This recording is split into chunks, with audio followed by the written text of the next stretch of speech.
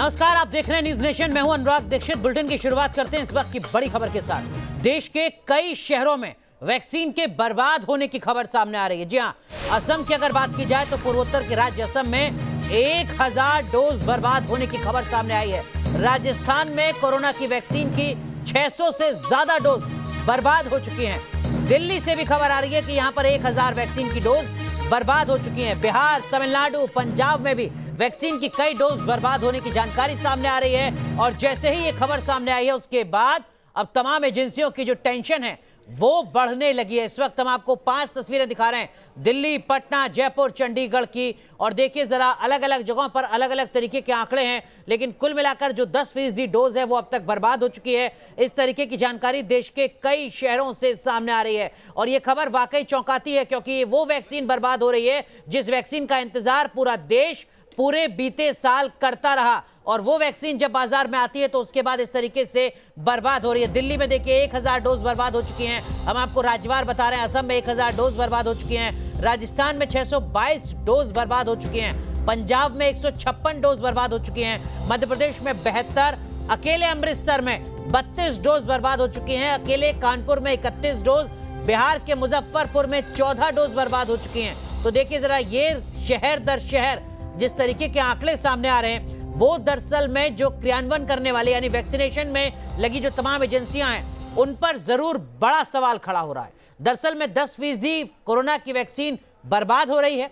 दिल्ली में vaccine storage के कड़े इंतजाम सामने हैं। शीशी खुलने के बाद भी रखने के कड़े इंतजाम यहां पर किए गए हैं।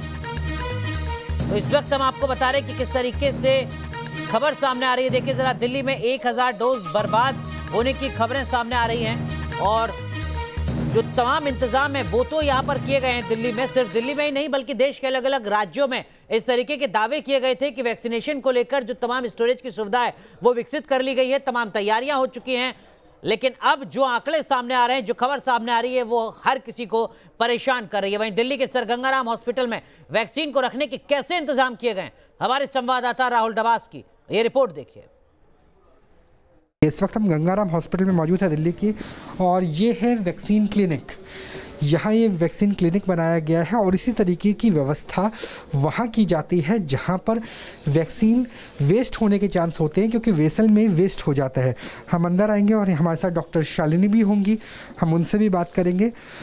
तो इस तरीके का कोल्ड चेन फैसिलिटी बनाई जाती है। नॉर्मल फ्रिज है, क्योंकि कोवैक्सीन और कोविशील्ड दोनों ही वैक्सीन ऐसी है जिन्हें हम नॉर्मल फ्रिज के टेम्परेचर पे 0 to 7 डिग्री पे रख सकते हैं, और यहाँ पर टेम्परेचर 2 to 8 डिग्री पे रख सकते हैं। और यहाँ पे टेम्परेचर के लिए मेंटेन किया हुआ है। और यहाँ पर अगर मेरे विजय दिखा सके, मनोज में चाहूँगा मनोज आप अंदर आएँ, थोड़ा दिखाने की कोशिश करें कि इस तरीके से जो बची हुई वेसल्स हैं जिसमें वैक्सीन है वो संभाल के रखी जाती है ताकि अगले दिन इस्तेमाल हो सके, वरना ये 4 घंटों के अंदर ख़राब हो जाएंगी। मैम, अगर बात की जाए किस तरीके से आप मेजर करते हैं जो शाम को वैक्सीन बच जाती है, उन्हें कैसे आप सेफ हाउस तक पहुंचाते हैं और अगले दिन तक इस्तेमाल होते हैं ताकि वैक्सीन की वेस्टेज रुक सके?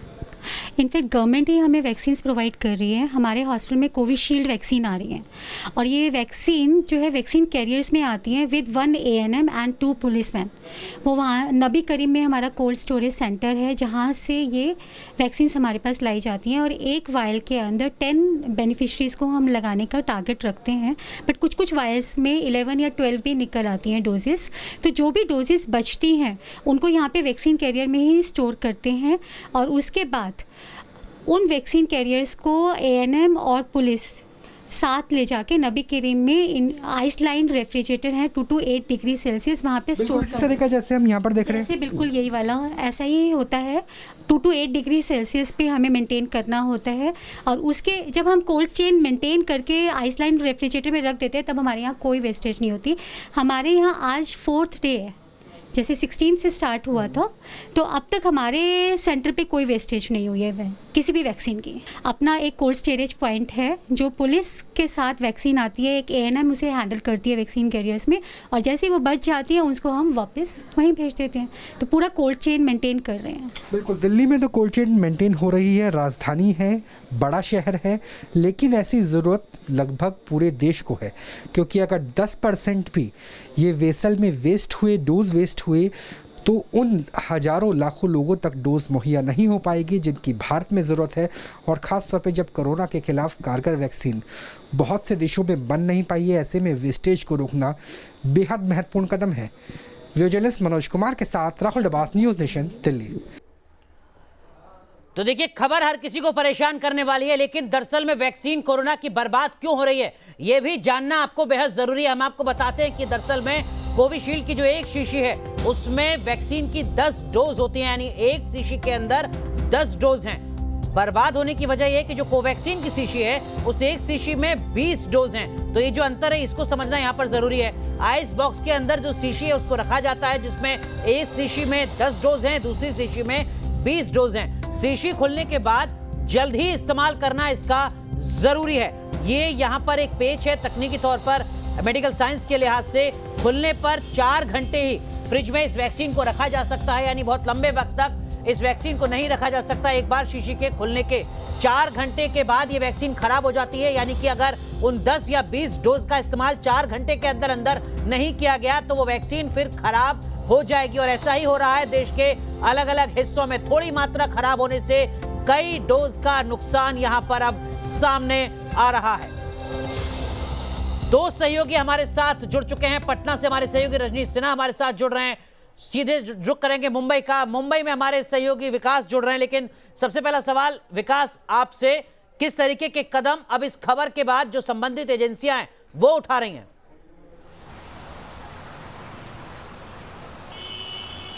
अनुराग, देखिए, जो वैक्सीन की खुराक जो वेस्ट हो रही है उसकी सबसे बड़ी वजह है कि लोगों में अभी भी झिझक है। हेल्थ वर्कर जिनके नाम पहली फहरिस्त में हैं भी, वो भी वैक्सीनेशन सेंटर पर आ नहीं रहे हैं लगवाने के लिए। और जब एक शीशी खुल जा रही है तो 4 घंटे में उतनी खुराकें दी नहीं जा पा रही हैं लोगों को और इसी वजह से वेस्ट हो रहा है। तो सबसे पहला कदम जो प्रशासन अपनी तरफ से उठा रहा है वो है जागरूकता फैलाने की, अपील करने की कि अगर आपका नाम लिस्ट में आ चुका है, आपका नंबर आ चुका है, कोविन ऐप आपको इन्फॉर्म कर रहा है कि इस डेट को इस समय आपको वैक्सीन लगना है, तो कृपया आप वैक्सीनेशन सेंटर पर आकर अपनी वैक्सीन लगवा लीजिए। तब जाकर ये जो वेस्ट का प्रमाण है इसे कम किया जा सकेगा। अभी जो वेस्टेज का प्रतिशत है वो तकरीबन 8 से 10% बताया जा रहा है। महाराष्ट्र में भी हमने देखा, खुद आर्थिक राजधानी मुंबई की भी मैं बात करूं अनुराग, तो पहले दिन का प्रतिसाद ही बहुत ही ठंडा था। जहां लक्ष्य तय किया गया था 4000 हेल्थ वर्कर को टीका लगाने का, उस दिन सिर्फ 1300 हेल्थ वर्कर जो हैं वो वैक्सीनेशन सेंटर पर पहुंचे थे। और यही सबसे बड़ी वजह है कि आज जो है ये टीके जो है खराब हो रहे हैं। जी बिल्कुल, तो इसका सीधा मतलब ये है कि जो लक्ष्य रखा गया है उस लक्ष्य को हासिल करना होगा, तभी जो वैक्सीन है उसकी बर्बादी कम से कम हो सकेगी। बहुत बहुत शुक्रिया विकास। लेकिन अब हम आपको जरा पटना लेकर चलते हैं। पटना से खबर आ रही है कि बिहार में जो पर्याप्त हेल्थ वर्कर वैक्सीन लगवाने के लिए सामने नहीं आ रहे हैं, कुछ जगह वैक्सीन की खुराक बर्बाद हो रही है। वैसी ही तस्वीर पटना में भी है, जैसे कि देश के अलग अलग हिस्सों में। आईजीआईएमएस अस्पताल में 3 दिन में सिर्फ 220 ही हेल्थ वर्कर्स को टीका लगा है। ये रिपोर्ट देखिए। पटना का आईजीआईएमएस अस्पताल, इसे एक नोडल सेंटर बिहार में बनाया गया और बिहार के मुख्यमंत्री ने यहीं से वैक्सीनेशन की शुरुआत की। अब चुनौती है कि वैक्सीनेशन तो शुरू हो गया, लेकिन क्या हेल्थ वर्कर्स उतनी तेजी से आगे आ रहे हैं वैक्सीन लेने के लिए?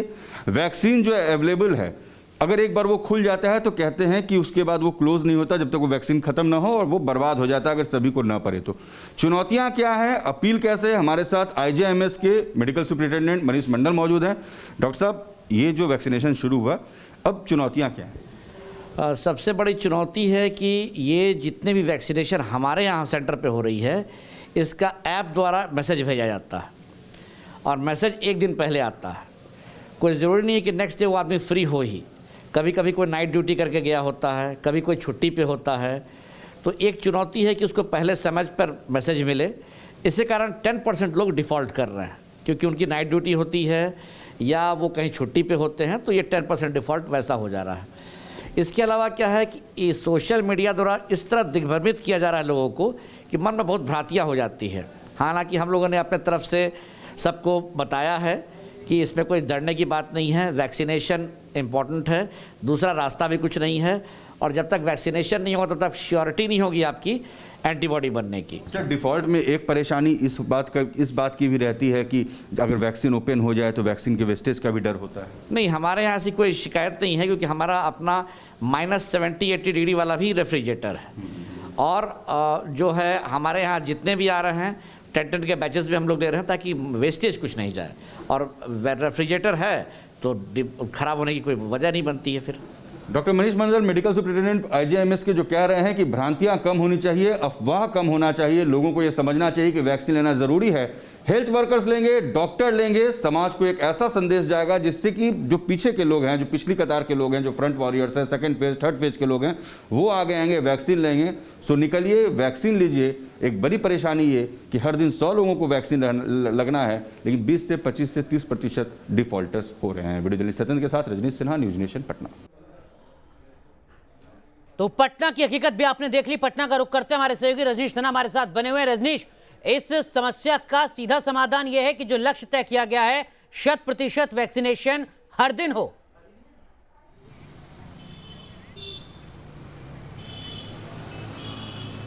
बिल्कुल, देखिए अनुराग, लोगों को आगे आना होगा, हेल्थ वर्कर्स को आगे आना होगा, उन्हें वैक्सीन लेना होगा।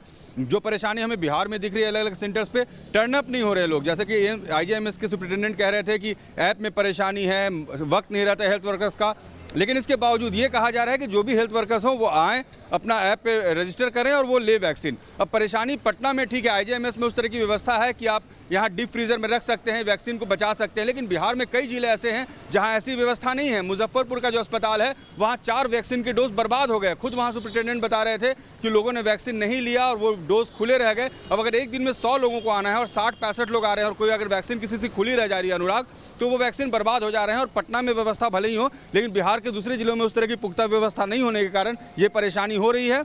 लोग टर्न अप कम हो रहे हैं और ये अब लोगों को जागरूक करने का वक्त है। अगर हेल्थ वर्कर्स जागरूक होंगे तो और भी लोग सामने आएंगे, लेकिन जो लक्ष्य है वो निर्धारित लक्ष्य पूरा किया जाना चाहिए। काम जिला प्रशासन का, राज्य सरकार का होगा, संबंधित एजेंसियों का होगा। क्या किसी तरीके का कोई मूवमेंट चलाया जा रहा है? क्या जिलों के स्तर पर जिलाधिकारी ये सुनिश्चित कर रहे हैं, उनकी जवाबदेही ये तय हो रही है कि जो वैक्सीनेशन है वो 100% हो?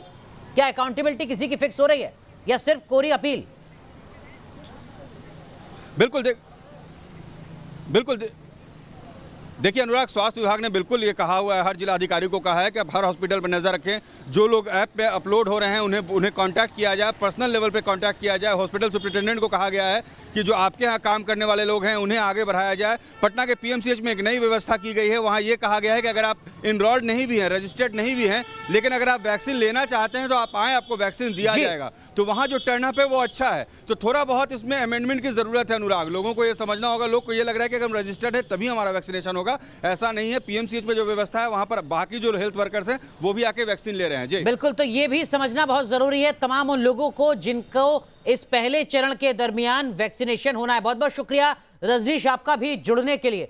चलिए आगे बढ़ते हैं और अब आपको बताते हैं कि वैक्सीन बर्बाद होने का दरअसल में मतलब क्या है। ये समझना बेहद जरूरी है कि जो वैक्सीन यहां पर बर्बाद हो रही है उसके लिए संघर्ष कितना करना पड़ा है। 10 महीने के बाद वैक्सीन मिली है पूरे देश को। वैक्सीन के लिए कड़े इंतजाम किए गए, कैसे हर जगह तक वैक्सीन पहुंचे इसको लेकर तमाम तरीके के कदम उठाए गए। वैक्सीन के स्टोरेज के लिए भी जाहिर सी बात है बड़ी रकम खर्च की गई है। भारत की वैक्सीन सबसे ज्यादा सुरक्षित वैक्सीन है, इस पर मोहर सिर्फ भारत ही नहीं बल्कि दुनिया के कई मुल्क लगा रहे हैं जो भारत से लगातार मांग कर रहे हैं कि ये वैक्सीन उनके देश में भी पहुंचे। दुनिया के कई देशों में जो वैक्सीन मुहैया है उसके मुकाबले भारत की वैक्सीन काफी सस्ती भी है और यही भी एक कारण है जिसके चलते कई देश भारत की वैक्सीन की मांग कर रहे हैं। लेकिन इन सब के बीच डराने वाली खबर ये कि करीब 10% वैक्सीन बर्बाद हो सकती है। बर्बादी से जो टीकाकरण अभियान है जाहिर सी बात है वो काफी हद तक प्रभावित हो सकता है। और अब बात दिल्ली की। दिल्ली के Rajiv Gandhi hospital vaccination centre में भी कुछ ऐसा ही हाल है। वहां का जायजा लिया हमारे सहयोगी मोहित बख्शी ने और बात की वहां के इंचार्ज से। कोरोना महामारी में एक एक डोज जो वैक्सीन का बना है वो बहुत अहम है, लेकिन क्योंकि वैक्सीनेशन सेंटर्स जो हैं वहाँ पर लोग पहुँच नहीं रहे, जो हेल्थ वर्कर्स हैं उनकी संख्या बहुत ज़्यादा कम है और जब पहुंचते भी हैं तो फिर वहां पर कम संख्या की वजह से वैक्सीनेशन का नुकसान हो रहा है, क्योंकि एक वाइल जो है उसमें 10 कोविशील्ड की बताई जा रही है कि डोज होती है और अगर उससे कम होता है तो फिर वैक्सीनेशन के लिए दिक्कतें आती हैं और वो डोज वेस्ट हो जाती है। इस वक्त हमारे साथ मीडिया इंचार्ज जो हैं डॉक्टर छवि वो हैं। डॉक्टर साहब, कितना वेस्टेज लगभग हो रहा है? अगर हम 3 दिन जब बीते हैं उनकी बात करें तो क्या आंकड़ा रहा? यहाँ Rajiv Gandhi super speciality hospital में हमने ऐसा कोई कैलकुलेशन नहीं किया कि कितना वैक्सीन वेस्टेज हो रहा है, पर हाँ एक वायल अगर खुलती है तो उससे 10 लोगों को डोजेस मिलती हैं और सेंटर की तरफ से भी हमें 10% का अलाउड है वेस्टेज। सेकेंडली इसे हम वेस्टेज कहेंगे नहीं, क्योंकि अगर हम इंतज़ार करें कि हाँ 8-9 लोग आएँ तभी हम वैक्सीन लगाएं तो दैट वोंट बी पॉसिबल। तो सुबह ज़रूर हम इंतज़ार करते हैं कि 10 लोग जब इकट्ठे हो जाएं तभी हम वैक्सीन को ओपन करें और वैक्सीन लगाएं सबको। उसके बाद लगभग शाम के टाइम ऐसा नहीं है, जितने भी लोग आएँ चाहे वो 2 हो, 3 हो, 4 हो या 5 हो, वैक्सीन लगाई जाती है और सबको दी जाती है। ये भी कहा जा रहा है, इस तरीके से भी क्या अवेयर किया जा रहा है कि एक डोज जो है वो महत्वपूर्ण है, ऐसे में जो ज़्यादा से ज़्यादा लोग आएँ उसके लोगों को भी महत्वता समझाई जा रही है कि आपके सेंटर पर? बिल्कुल, डोज की महत्वता भी समझाई जा रही है, मैन पावर की भी समझाई जा रही है, क्योंकि लोग यहाँ पर सुबह से शाम तक डिस्ट्रिक्ट के डॉक्टर्स ऑफिशियल्स यहाँ हैं कि लोग आएँ, हेल्थ केयर वर्कर्स आएँ और उनको वैक्सीन लगाई जाए। पर अगर वो नहीं आए, कम लोग आएँ, तो वो तो सुबह से शाम तक एक मैन पावर भी वेस्टेज हो रही है। सो इसलिए हम हर अपने हेल्थ केयर वर्कर को समझा रहे हैं, जल्दी आइए, लगवाइए, ये प्रोसेस को हम ताकि ख़त्म करें ताकि नॉर्मल पब्लिक के लिए स्टार्ट हो सके। क्योंकि डोज की एक कीमत, एक जो डोज है वो बहुत कीमती है, लेकिन अगर सेंटर्स में इस तरीके की स्थिति रहेगी तो फिर वो डोज वेस्ट होती है और लगभग 10% डोज बताया जा रहा है कि वेस्ट हो रही है। जैसे इसको उदाहरण के तौर पर समझाते हैं कि 50 अगर लोगों को लगना है और 46 को लगा तो 4 डोज खराब हो जाती हैं। इसलिए ज़्यादा से ज़्यादा जो भी हेल्थ केयर वर्कर्स हैं उनसे भी तमाम प्रशासन है, सरकार है, वो अपील कर रही है कि ज़्यादा से ज़्यादा संख्या में आएँ ताकि एक कीमती डोज को सही व्यक्ति को दिया जा सके। वीडियो जर्नलिस्ट अभिजीत के साथ मोहित बख्शी, न्यूज़ नेशन, दिल्ली। तो सुना आपने यहां पर डॉक्टर को, जो सबसे अहम बात है वो ये कि कम से कम 10 लोग उपस्थित रहें 4 घंटे के दरमियान तो बेहतर होगा, ताकि वो जो वैक्सीन की डोजेज हैं वो बर्बाद ना हो। इस बीच दिल्ली के स्वास्थ्य मंत्री सत्येंद्र जैन ने कहा है कि 10% ज्यादा है, वेस्टेज थोड़ा कम होना चाहिए। क्या कुछ कह रहे हैं दिल्ली के स्वास्थ्य मंत्री, सुनिए जरा। एक जो बॉयल है उसे 10 लोगों को लगाया जाता है, तो आखिरी बॉयल जो है, अगर आखिरी में से 7 लगे तो 3 बच गए। आखिरी में जैसे मतलब किसी सेंटर पर 57 लोग आए तो 5 पूरी लगी, छठी बॉयल के अंदर 7 लगे, 3 वेस्ट जाएगी। थोड़ा सा जाना पड़ेगा, कुछ जैसे आप बता रहे हैं कि 10% है तो थोड़ा कम होना चाहिए वेस्टेज।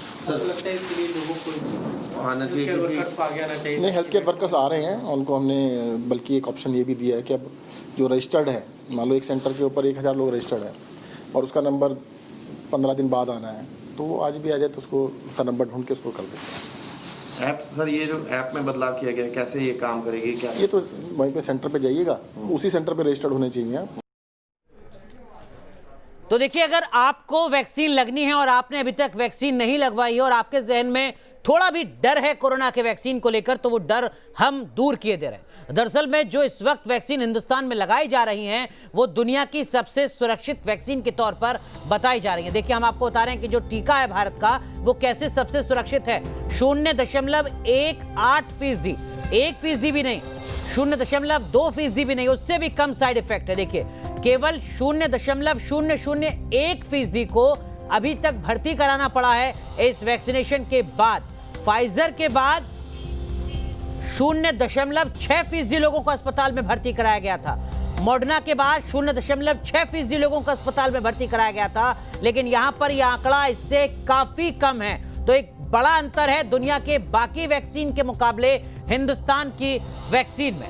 चलिए अब आपको जरा जयपुर लेकर चलते हैं, जहां वैक्सीन को लेकर लोगों में थोड़ा असमंजस है।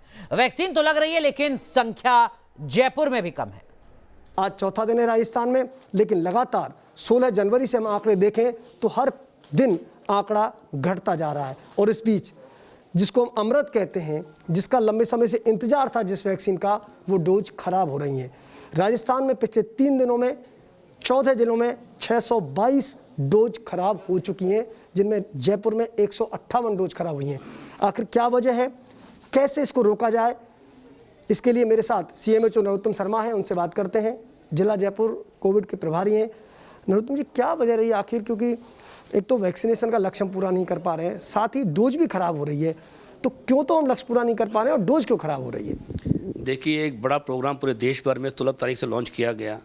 माननीय प्रधानमंत्री महोदय और जयपुर के अंदर राजस्थान में माननीय हमारे जो चीफ मिनिस्टर महोदय हैं उनके द्वारा इसको शुभारंभ किया गया। चूँकि बड़े स्तर पर प्रोग्राम शुरू किया गया था, इसमें ऑनलाइन कोविन ऐप के माध्यम से सबका वैक्सीनेशन किया जाना था।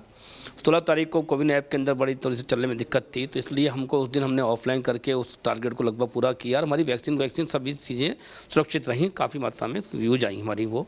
चूँकि कोविशील्ड और कोवैक्सीन 2 तरह की वैक्सीन हम यूज कर रहे हैं। कोवैक्सीन में एक साथ 20 डोज की वायल होती है और कोविशील्ड में 10 डोज की वायल हमारे पास है जी। 120 लाभार्थियों को एक वायल से लगाना होता है कोवैक्सीन, और एक कोविशील्ड की वैक्सीन से 10 लाभार्थियों को हमको वैक्सीनेशन किया जाना होता है। चूँकि हमारे को ये निर्देश प्राप्त हुए हैं कि केवल हमको जो कोविन ऐप है उसके माध्यम से जो लोग हैं उनको मैसेज किया गया है। एक सेंटर पे हमने टारगेट 100 लोगों का टारगेट दिया है कि उन्हीं लोगों को जिनका रजिस्ट्रेशन उनको हमने भेजा, नाम भेजा, मैसेज गए, उन लोगों का ही ऑनलाइन हमें वैक्सीनेशन किया जाना है। तो हमारे यहाँ पर हमने जब लास्ट में लास्ट जो हमारा डेट 19 तारीख को वैक्सीनेशन हुआ, उसमें हमें थोड़ी समस्या ज़्यादा इसलिए रही कि हमने उस दिन को पूरा कोविन के ऐप के माध्यम से हमने वैक्सीनेशन किया और सभी लोग के पास मैसेज भी कराए और उसके उपरांत हमने सबको फ़ोन भी किया। 19 तारीख को हर लाभार्थी को हमारे यहाँ ऑफिस से फ़ोन किया गया, सबको सूचित किया गया। उसके बाद जैसे हमारे पास कुछ जगह पर जैसे है कि कहीं 31 लोगों ने लाभार्थियों ने वैक्सीन कराया, कहीं 12 लोगों ने वैक्सीन कराया, या कहीं किसी ने 61 लोगों ने कराया या 62 लोगों ने कराया। तो उस चक्कर में यदि हमारी एक डोज 20 वायल की जो 20 डोज है एक वायल के अंदर, तो यदि वो 12 है या 31 है या 35 है, तो उस चक्कर में हमारी जो 20 की डोज है वो बाद में 4 घंटे तक यदि हम इसको यूज़ नहीं करते हैं तो उसको डिस्कार्ड करना होता है, जिससे कि टेम्परेचर में बदलाव न आए। इसलिए वो हमारी जो लाभार्थी पूरे नहीं समय पर नहीं पहुंच पाए, तो इस कारण से कुछ डोजों में हमको 19 तारीख को नुकसान हुआ है। इसे देखते हुए भारत सरकार और राजस्थान सरकार ने भी ऐप को बस थोड़ा सा और ज़्यादा सरल किया है और हम भी हमारे यहाँ से निर्देश प्राप्त हुए हैं स्टेट से कि हमें भी इसका ध्यान रखना है कि एट द स्पॉट यदि 100 लोग वहाँ पर रजिस्टर्ड लोग वहाँ पर उपलब्ध नहीं होते हैं, तो जिन लोगों ने पहले रजिस्ट्रेशन करा रखा है यदि वो एट द स्पॉट हमारे वहाँ पर संस्थान में अपना आईडी लेकर पहुँचते हैं, तो उसका भी हम नाम मिलान करके उसका वैक्सीन करेंगे।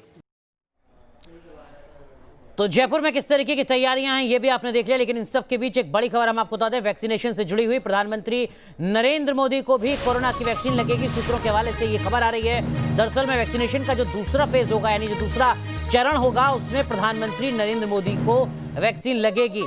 जितने भी सांसद और विधायक हैं उनको भी टीका लग सकता है इसी चरण के दरमियान, ये जानकारी सामने आ रही है। दरअसल में जो 50 साल से ज्यादा उम्र के सांसद और विधायक यानी चुने हुए जनप्रतिनिधि हैं, उनको टीका लगेगा वैक्सीनेशन के दूसरे चरण में। चलिए यहां पर रुक रहे हैं कुछ देर के लिए, खबरें और भी आप बने रहिए न्यूज़ नेशन के साथ।